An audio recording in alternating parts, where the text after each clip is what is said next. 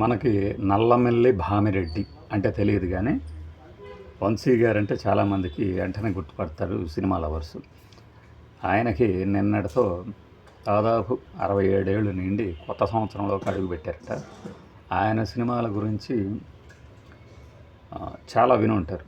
ఇప్పటికీ ఆయన 84లో సినిమా దర్శకుడిగా ఎంట్రీ ఇస్తే ఇవ్వండి ఇప్పుడు 2025 వచ్చింది. ఇన్నేళ్లలో ఆయన తీసిన సినిమాలు మాత్రం చాలా తక్కువ, 26. మేబీ రాబోయే రోజుల్లో ఇంకొకటో రెండో రావచ్చేమో. కానీ ఒక మార్క్, తెలుగు సినిమా ఇండస్ట్రీలో దర్శకుడిగా ఒక మార్క్ ఏర్పాటు చేసుకున్న వాళ్ళలో ఈయన కూడా ఒకళ్ళు. ఆయన తీసిన సినిమాలు చాలా తక్కువ, ఆ ఇంపాక్ట్ ఎక్కువ. ఈరోజుకి కృష్ణవంశీ కన్నా కూడా ముందు వంశీ అనే పేరు కనుక మాట్లాడితే ఎవరైనా ఇండస్ట్రీలో ఉన్నవాళ్ళు పెద్ద వంశీనా అని అడుగుతారు. ఆ తర్వాత కృష్ణవంశీ పేరు చెప్తారు. అంటే తనదంటూ ఒక ప్రత్యేకమైన అభిరుచి, ప్రత్యేకమైన టేకింగ్, ఇందులో సందేహమే లేదు. టేకింగ్ గురించి చెప్పుకోవాల్సి వస్తే వంశీ మార్క్ టేకింగ్ ఉంటుంది, బాపు రమణ మార్క్ టేకింగ్ ఉంటుంది, రాఘవేంద్రరావు, వర్మ, ఆ తర్వాత మనకి సంబంధించి కేఎస్ఆర్ దాస్ గారు, వీళ్ళు ఆదిత్య సుబ్బారావు గారు, వీళ్ళు టేకింగ్ విషయంలో వాళ్ళ ముద్ర వేసిన దర్శకులు. ఆదర్శాలు, అభిరుచులు, మాస్ కమర్షియల్ ఎలిమెంట్స్, అలానే ఒక ఆఫ్ బీట్ ఐటమ్స్, ఇలా విభజించుకున్నప్పుడు తెలుగు సినిమాల్లో ఆఫ్ బీట్ని లేదంటే ఒక స్పెషల్ ముద్రని వేసిన దర్శకుల్లో కొంతమంది ఉంటారు. వాళ్ళలో ఈ వంశీ గారు కూడా ఒకళ్ళు. ఆయన ఫస్ట్ మంచు పల్లకి అనే ఒక సినిమాతో దర్శకుడిగా మారారు. ఆ సినిమా మంచి విజయం సాధించిందని కొంతమంది చెప్తారు, ఫ్లాప్ అయిందని కొంతమంది చెప్తారు. మంచు పల్లకినే ఈ యండమూరి వీరేంద్రనాథ్ గారు, అలానే ఆ చిరంజీవి గారు మొదటి సినిమా. మనం ఈ వీడియోలో ఎక్కడ ఈ హీరో పేరు ప్రస్తావించము, ఇకపై రాదుకూడదు. ఇప్పుడు ఆయన ఫోటోలు కూడా వాడము మన వీడియోల్లో, ఎందుకంటే అదేదో కంటెంట్, దీని మీద నాకే రైట్ ఉందని ఆయన అనుకుంటున్నారు కాబట్టి మనం దాన్ని గౌరవిద్దాం. అలానే ఆ పేరు ఇప్పుడు వాడే మంచు పల్లకి ఫోటో ఆయన సొంతంగా తీయలా, ఆయన సినిమా కూడా కాదు ఇది. కాబట్టి దీని మీద నా ఫోటో వాడారు అంటే కుదరదు. ఇది కాదు, దర్శక నిర్మాతలది ఓపెన్ ప్లాట్ఫామ్లో ఉన్నది కాబట్టి వాడుతున్నారు. ఈ మంచు పల్లకి వచ్చిన తర్వాత అన్వేషణ, ఆలాపన, సితార, ప్రేమించు పెళ్ళాడు, ఆ తర్వాత ఇంకా మనకి చెప్పుకోవాల్సిన సినిమాలు వంశీ అనగానే గుర్తొచ్చే చెట్టు కింద ప్లేడరు, ఏప్రిల్లో 1 విడుదల, అవును వాళ్ళిద్దరు ఇష్టపడ్డారు, గోపిక గోదావరి. ఇవే కాదు, ఇంకా కొన్ని సినిమాలు కూడా ఉన్నాయి. అవి స్వరకల్పన. అంటే ఆయన కె విశ్వనాథ్ దగ్గర శిష్యరికం చేశాడు కాబట్టి ఆయన తాలూకు ప్రభావం కాస్త ఉంటుంది కొన్ని సినిమా, కొంత భాగం. కొంత ఈయన సొంతంగా ఏర్పాటు చేసుకున్న ఒక బాణి, హాలీవుడ్ నుంచి కావచ్చు, ఆయన చదివిన నవల నుంచి కావచ్చు తెచ్చుకున్న బాణి అది. ఒక సస్పెన్స్, మిస్టీరికల్గా ప్రవర్తించే క్యారెక్టర్లు, పల్లెటూరులో కానీ మన చుట్టూ ఉండే కథనాల్లో ఉండే ఒక గోకుడు క్యారెక్టర్లు, ఇలాంటివన్నీ కనిపిస్తూ ఉంటాయి. చాలా చూసాం. మంచు పల్లకైతే ఒక 4 యువకుల మధ్య అప్పట్లో అంటే ఎలా లైఫ్లో ముందుకెళ్ళాలి, కష్టాలేంటి, మధ్యలో వచ్చే విషాదము, చివరిలో సుహాసిని గారు చనిపోతారు. మేఘమా మేఘమా అని ఒక అద్భుతమైన పాట ఇందులోదే. ఆలాపన సేమ్ ఒక శాస్త్రీయ నృత్యం నేర్చుకునే అమ్మాయి, తనకి ఇష్టం లేకుండా చిన్ననాడు చేసుకున్న పెళ్ళి, దాని నుంచి తప్పించుకోవడానికి ఒక ఊరికి వెళ్తాం. ఆ ఊరికి వెళ్ళిన తర్వాత ఒక యువకుడితో ప్రేమలో పట్టడం, మోహన్. దాని నుంచి తన బాణి పక్కకి వెళ్తుంది, తన బాట అన్నప్పుడు గురువుగారు హెచ్చరించడం, తిరిగి నృత్యం మీదనే ఫోకస్ పెట్టిన ఆవిడ్ని మళ్ళీ దక్కించుకోవడానికి ఆ విలన్ ప్రదీప్ శక్తి వచ్చి బలాత్కారం చేయబోగా ఊర్లో వాళ్ళందరూ కూడా చంపేయడం ఆలాపన. అది పెద్దగా ఏమీ ఆడలేదు. అన్వేషణ అనేది ఒక ట్రెండ్ సెట్టర్. అవే కళ్ళు తర్వాత తెలుగులో వచ్చినటువంటి అత్యద్భుతమైనటువంటి సస్పెన్స్ సినిమా. మీరు ఈ రోజుకి చూస్తే విలన్ ఎవరు అంటే మీరు మర్చిపోతే సినిమా కథాంశం చివరిదాకా చూస్తారు. విలన్ ఎవరో మీరు మొదటిసారి చూసినప్పుడు గుర్తున్నా కూడా శరత్బాబు, వై విజయ, రాళ్లపల్లి, సత్యనారాయణ గారు, మన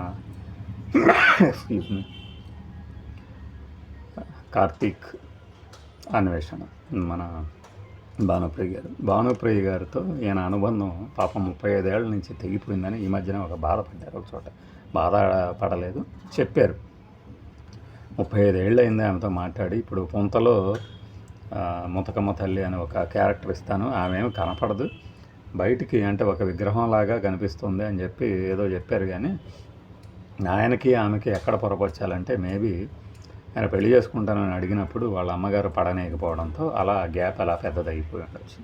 ఎందుకంటే అప్పటికే ఆయనకి పెళ్ళి అయ్యి ఉండి ఒక హీరోయిన్ పెళ్లి చేసుకోవాలంటే హీరోయిన్ మదర్స్ ఎలా ఒప్పుకుంటారు. ప్లస్ ఇంకొకటి అంటే ఇక్కడ మనం ఆలోచించాల్సింది ఏంటంటే చాలామంది దర్శకులకి ఒక హీరోయిన్ అంటే ఒక హిట్ కాంబినేషన్ ఉంటుంది. ఆమెలోని ఆ నటనని ప్రతిభని ఆకర్షణకు లోనై సొంతం చేసుకోవాలనుకుంటారు. బట్ ఒకవేళ నిజంగానే పెళ్లి చేసుకున్నా కూడా అక్కడ ఆవిడలోని నటి చనిపోవటము, ఇక్కడ ఈయనలోని దర్శకుడు చనిపోవటం జరుగుతుంది చాలాసార్లు. ఇది రుజువైంది కూడా. అంటే ఆమె టాలెంట్ చూసి ఆకర్షణీయతలయ్యి ఒకవేళ భౌతిక ఆకర్షణకి లోనవ్వటం అయితే కాదది ఖచ్చితంగా. ఒక కళాకారుడు ఇంకో కళాకారుడిని ఎక్కువగా సొంతం చేసుకోవాలనుకోవటమే అందరూ. దానికి ఎలా అయినా బ్రేక్ పడుద్ది కాబట్టి ఆల్రెడీ ఆయనకు పెళ్ళైంది కాబట్టి. చాలామందికి భ్రమ ఏంటంటే అసలు వంశీ గారు పెళ్ళే చేసుకోలేదు అప్పటి నుంచి. మీకు పెళ్ళై పిల్లలు ఉన్నారు, భార్య ఈ మధ్య చనిపోయారు. ఇది వంశీ గారి వ్యక్తిగతం. బయట ఉన్న తెలిసిన మిత్రుల ద్వారా మనకి వాళ్ళు చెప్పగా విన్నది, ఆయన సొంతంగా చెప్పిన దాన్ని బట్టి మనకి తెలిసింది. అయితే గొట్టిముక్కల పద్మారావు గారు అనే ఒక మిత్రుడు హెచ్చరించారు కూడా అప్పుడు. ఆయనే టీఆర్ఎస్ లీడరు, ఆయనే మన ఏప్రిల్ 1 విడుదల జోకర్ అనే సినిమాలు కూడా తీశారు మన వంశీతో. ఆయన హెచ్చరించారట అప్పుడు ఆ మోహంలోంచి బయటికి రమ్మని. బహుశా అదే భానుప్రియ అయి ఉండొచ్చు. ఇక ప్రేమించు పెళ్ళాడు, లేడీస్ టైలర్, చెట్టు కింద ప్లేడర్లో ఆ పాత సామాన్లు కొంటాం అనే ఒక క్యారెక్టర్. కానీ Alex can you give me some idea అనడం. మన ఆనందరాజుని కృష్ణగారి సినిమాల్లో పెద్దగా ఆజానబాహుళ్లాగా ఉంటాడు, విలన్ క్యారెక్టర్లు చేసి ఎస్ బాస్ టైప్ క్యారెక్టర్. అంటే ఒక్కొక్క సినిమాకి ప్రతి క్యారెక్టర్కి ఒక మేనరిజం, కొత్త వాళ్ళని పరిచయం చేయటం, వాళ్ళందరూ తర్వాత దశల్లో పేర్లు తెచ్చుకోవటం. తెలకెండ్ల భరణి, కృష్ణ భగవాను, మన ఎల్బి శ్రీరామ్ గారు ఏప్రిల్ 1 విడుదలలో కనబడతారు మనకి. కృష్ణ భగవాన్ కూడా అప్పుడే వచ్చారు. వీళ్ళందరికీ తర్వాత అవును వాళ్ళే దృష్టిపడ్డారు. ఈ చాలా బాగుందిలోనేమో ఈవీ తీసిన చాలా బాగుందిలో మాటల్లో చేతికి ఎల్బి శ్రీరామ్ గారికి బాగా పేరు రావడం అలాగే జరిగింది. చెట్టు కింద ప్లేడు స్వరకల్పన అనేది ఒక ఫ్లాప్ సినిమా. ఏడిది నాగేశ్వరరావు గారు మొదట్లో తీసిన సితార అయితే మహల్లో కోకిల నవల నుంచి తీసింది. అంటే భానుప్రియ గారిని పెట్టుకొని ఆమె కోసమే కథలు సృష్టించారా అన్నట్లుగా ఇమిడిపోతే, ఇక ఇళయరాజా గారు అయితే అద్భుతమైన మ్యూజిక్ ఈయనకు మాత్రమే ఇస్తారా అన్నట్టుగా ఇస్తారు. వాస్తవానికి చాలా సినిమాల్లో ఇళయరాజా గారు ఇతర దర్శకులకు కూడా ఇచ్చారు. బట్ వాళ్ళిద్దరి మధ్య ర్యాప్ అలా ఉంటుందని అప్పుడు తెలుసు. ఇప్పుడు వాళ్ళే సొంతంగా చెప్తున్నారు కూడా. ఆయన సొంతంగా ఒక యూట్యూబ్ గొట్టం పెట్టుకుని, ఎందుకంటే పెట్టాలి అలాంటి వాళ్ళు. అసలు ఒక సీన్ తీసామంటే ఎందుకు తీసాము, అది నచ్చకపోయినా వాళ్ళకి ఎందుకు నచ్చింది, ఇలాంటివన్నీ. ఈయన 90వ దశకంకి వచ్చేసరికి ఏప్రిల్ 1 విడుదల ఒక హిట్ సినిమా. దాని తర్వాత జోకర్ ఫ్లాపు, రాజేంద్ర ప్రసాద్తో ఆయనకి బ్రేక్ వచ్చింది. అలానే ఈ మన ఇళయరాజా గారితో, అందుకనే సొంతంగా చేసాడు నాకు తెలిసి, కాదని చెప్పొచ్చు. ఇప్పుడు జోకర్, ప్రేమ అండుకో అయితే రావు గోపాలరావు గారు ఉంటారు. నాకు తెలిసి రావు గోపాలరావు లాంటి ఒక సీనియర్ సీజన్డ్ యాక్టర్ని వంశీ గారి సినిమాల్లో ఇదే నేనైతే చూసింది. ఈ సినిమా రిలీజ్ అవ్వటం లేట్ అవుతుంతో ఫ్లాప్ అయింది, కానీ చాలా బాగుంటుంది. 94లో ఈ మనకి ఏంటది అదేదో ఒక సినిమా వచ్చింది, పోయింది. దాని తర్వాత 95లో లింగబాబు లవ్ స్టోరీ. ఇది మన కృష్ణ గారి సాక్షిలానే ఉంటుంది కథాంశం.